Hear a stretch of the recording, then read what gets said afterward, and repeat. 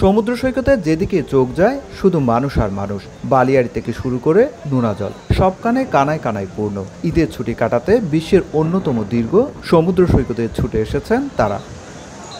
বড় বড় ঢেউ উপকূলে আসতে লাপিয়ে অতিক্রম করছে পর্যটকরা, মেতেছেন নোনাজল নিয়ে।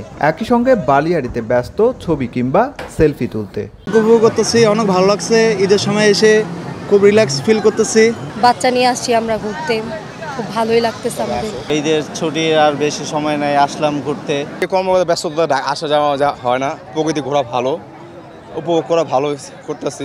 ঈদ ও পরের দিন কক্সবাজার সমুদ্র সৈকতে পর্যটকের আগমন ছিল কিছুটা কম, কিন্তু ঈদের টানা সরকারি ছুটি শেষ হতেই সৈকতে বেড়েছে পর্যটকের আগমন। সৈকতে রয়েছে 500-রও বেশি ফটোগ্রাফার, 26টি ঘোড়া, অর্ধশত বিচ বাইক ও 30টির বেশি জেটস্কি। পর্যটকের চাপে চাঙ্গা তাদের ব্যবসা। আমরা আশা করি না এত পর্যটক হবে এখানে, কিন্তু এখন তো দেখছি পর্যটক ভালোই আসছে। অনেক পর্যটক আসছে, আমাদেরও আলহামদুলিল্লাহ ভালো হচ্ছে।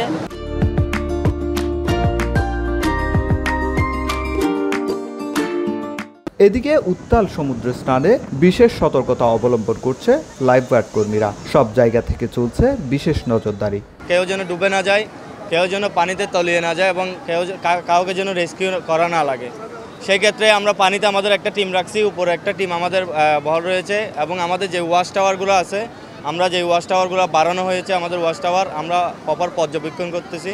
পর্যটন সংশ্লিষ্টরা জানিয়েছে কক্সবাজার সমুদ্র সৈকতে লাখো পর্যটকের সমাগম হয়েছে। এছাড়া পর্যটকরা ভিড় করছে ইনানি, হিমছড়ি ও পাতুয়াটেক সমুদ্র সৈকতে।